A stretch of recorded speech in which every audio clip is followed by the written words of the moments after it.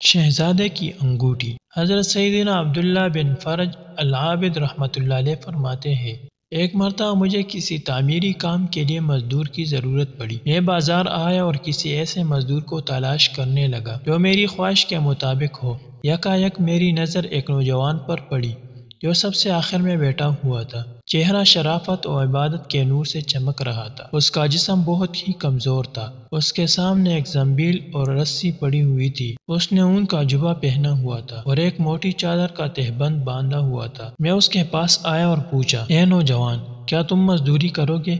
کہنے لگا، جی ہاں۔ میں نے پوچھا، کتنی اجرت لوگے؟ اس نے جواب دیا، 1 درہم اور 1 دانک، یعنی درہم کا چٹا حصہ لوں گا۔ میں نے کہا، ٹھیک ہے، میرے ساتھ چلو۔ وہ نوجوان کہنے لگا، جیسے ہی مؤذن ظہر کی اذان دے گا میں کام چھوڑ کر نماز کی تیاری کروں گا اور نماز کے بعد دوبارہ کام شروع کر دوں گا۔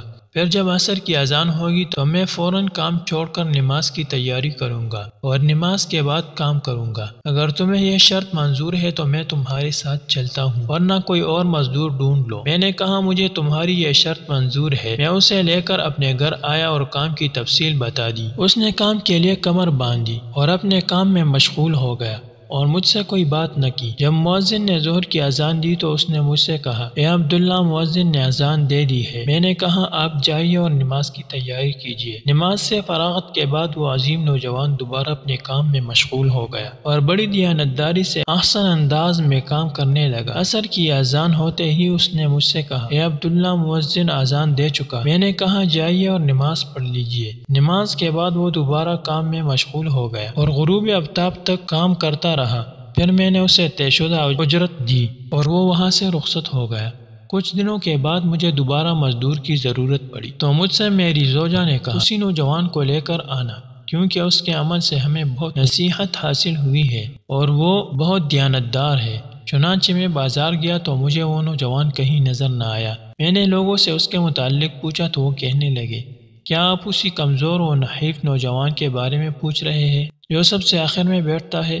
میں نے کہا، جی ہاں، میں اسی کے متعلق پوچھ رہا ہوں۔ تو انہوں نے کہا، وہ تو صرف ہفتہ کے دن آتا ہے، اس کے علاوہ کسی دن کام نہیں کرتا۔ یہ سن کر میں واپس آ گیا اور ہفتے کا انتظار کرنے لگا۔ پھر بروز ہفتہ میں دوبارہ بازار گیا تو میں نے اس پرکشش و عظیم نوجوان کو اسی جگہ موجود پایا۔ میں اس کے پاس گیا اور اس سے پوچھا، کیا تم مزدوری کرو گے؟ اس نے کہا، جی ہاں، لیکن میری وہی شرائط ہوگی جو میں نے پہلے بتائی تھی۔ میں نے کہا، مجھے منظور ہے، تم میرے ساتھ چلو۔ وہ میرے ساتھ میرے گھر آیا اور میں نے اسے کام کی تفصیل بتا دی۔ وہ بڑی دیانتداری سے پہلے کی طرح کام کرتا رہا اور اس نے کئی مزدوروں جتنا کام کیا۔ شام کو میں نے اسے طے شدہ اجرت سے زیادہ رقم دینا چاہی تو اس نے زائد رقم دینے سے انکار کر دیا۔ میں نے بہت اصرار کیا مگر وہ نہ مانا اور اجرت لیے بغیر ہی وہاں سے جانے لگا۔ مجھے اس بات سے بڑا رنج ہوا کہ وہ بغیر اجرت لیے ہی جا رہا ہے۔ میں نے اس کا پیچھا کیا اور بسط عاجزی اسے اجرت دی۔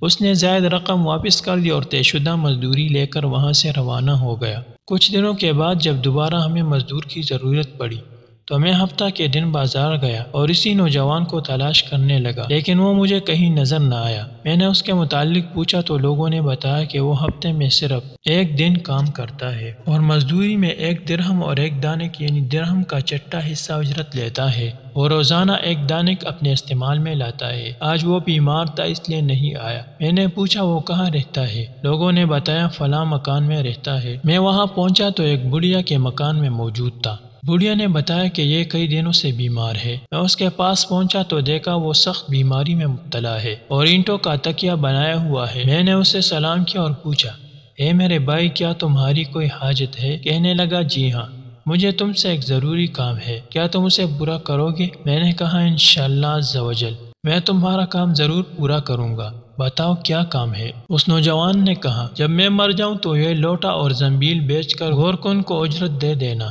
اور کفن کے لیے مجھے میرا یہی اون کا جبہ اور چادر کافی ہے۔ مجھے اسی لباس میں سپرد خاک کر دینا اور میری جیب میں ایک انگوٹھی ہے، اسے اپنے پاس رکھنا اور میری تدفین کے بعد اسے امیر المؤمنین ہارون الرشید رحمۃ اللہ علیہ کے پاس لے جانا۔ جب ان کی شاہی سواری فلاں دن فلاں مقام سے گزرے تو انہیں کہنا، میرے پاس آپ رحمۃ اللہ علیہ کی ایک امانت ہے۔ پھر انہیں یہ انگوٹھی دکھا دینا، وہ خود ہی تمہیں اپنے پاس بلا لیں گے اور اس بات کا خیال رکھنا کہ یہ کام میری تدفین کے بعد ہی کرنا۔ میں نے کہا ٹھیک ہے، میں تمہاری وصیت پر عمل کروں گا۔ پھر اس عظیم نوجوان کی روح قفس عنصری سے پرواز کر گئی۔ مجھے اس کی موت کا بہت دکھ ہوا۔ بہرحال میں نے اس کی وصیت کے مطابق اس کی تجہیز و تکفین کی اور پھر انتظار کرنے لگا کہ خلیفہ ہارون الرشید رحمۃ اللہ علیہ کی سواری کس دن نکلتی ہے۔ جب وہ دن نہ آیا تو میں راستے میں بیٹھ گیا۔ امیر المؤمنین رحمۃ اللہ علیہ جاہ و جلال کے عالم میں ہزاروں شاہ سواروں کے ساتھ بڑی شان و شوکت سے چلے آ رہے تھے۔ جب ان کی سواری میرے قریب سے گزری تو میں نے بلند آواز سے کہا، اے امیر المؤمنین، میرے پاس آپ رحمۃ اللہ علیہ کی ایک امانت ہے۔ پھر میں نے وہ انگوٹھی دکھائی۔ انہوں نے انگوٹھی دیکھ کر حکم دیا کہ اسے ہمارے مہمان خانے میں لے جاؤ، میں اس سے علیحدگی میں گفتگو کروں گا۔ چنانچہ مجھے محل میں پہنچا دیا گیا۔ جب خلیفہ ہارون الرشید رحمۃ اللہ علیہ کی واپسی ہوئی تو انہوں نے مجھے اپنے پاس بلایا اور باقی تمام لوگوں کو باہر جانے کا حکم دیا۔ پھر مجھ سے پوچھا، تم کون ہو؟ میں نے کہا، میرا نام عبداللہ بن فرج ہے۔ انہوں نے پوچھا، تمہارے پاس یہ انگوٹھی کہاں سے آئی؟ میں نے اس عظیم نوجوان کا سارا واقعہ خلیفہ ہارون الرشید رحمۃ اللہ علیہ کو سنا دیا۔ یہ سن کر وہ اس قدر روئے کہ مجھے ان پر ترس آنے لگا۔ پھر جب وہ میری طرف متوجہ ہوئے تو میں نے ان سے پوچھا، اے امیر المؤمنین رحمۃ اللہ علیہ، تو اس نوجوان سے آپ کا کیا رشتہ تھا؟ آپ رحمۃ اللہ علیہ نے فرمایا، وہ میرا بیٹا تھا۔ میں نے پوچھا، اس کی یہ حالت کیسی ہوئی؟ آپ رحمۃ اللہ علیہ نے فرمایا، وہ مجھے خلافت ملنے سے پہلے پیدا ہوا تھا۔ ہم نے اس کی خوب نیک ماحول میں پرورش کی اور اس نے قرآن کا علم سیکھا۔ پھر جب مجھے خلافت کی ذمہ داری سونپی گئی تو اس نے مجھے چھوڑ دیا اور میری دنیاوی دولت سے کوئی فائدہ حاصل نہ کیا۔ یہ اپنی ماں کا بہت فرمان بردار تھا۔ میں نے اس کی ماں کو ایک انگوٹھی دی جس میں بہت ہی قیمتی یاقوت تھا اور اس سے کہا، یہ میرے بیٹے کو دے دو تاکہ بوقت ضرورت اسے بیچ کر اپنی حاجت پوری کر سکے۔ اس کے بعد وہ ہمیں چھوڑ کر چلا گیا اور ہمیں اس کے متعلق بالکل معلومات نہ مل سکی۔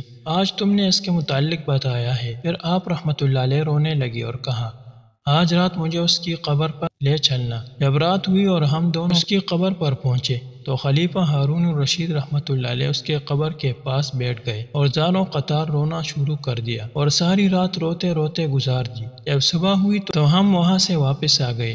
آپ رحمۃ اللہ علیہ مجھ سے فرمانے لگے، تم روزانہ رات کے وقت میرے پاس آیا کرو، ہم دونوں اس کے قبر پر آیا کریں گے۔ چنانچہ میں ہر رات ان کے پاس جاتا، وہ میرے ساتھ قبر پر آتے اور رونا شروع کر دیتے، پھر واپس چلے جاتے۔ حضرت سیدنا عبداللہ رحمۃ اللہ علیہ فرماتے ہیں، مجھے معلوم نہیں تھا کہ وہ نوجوان خلیفہ مسلمین ہارون الرشید رحمۃ اللہ علیہ کا شہزادہ تھا۔ مجھے تو اس وقت معلوم ہوا جب خود امیر المؤمنین رحمۃ اللہ علیہ نے بتایا کہ وہ میرا بیٹا تھا۔ اللہ عز و جل کی ان پر رحمت ہو اور ان کے صدقے ہماری مغفرت ہو، آمین بجاہ النبی صلی اللہ علیہ وسلم۔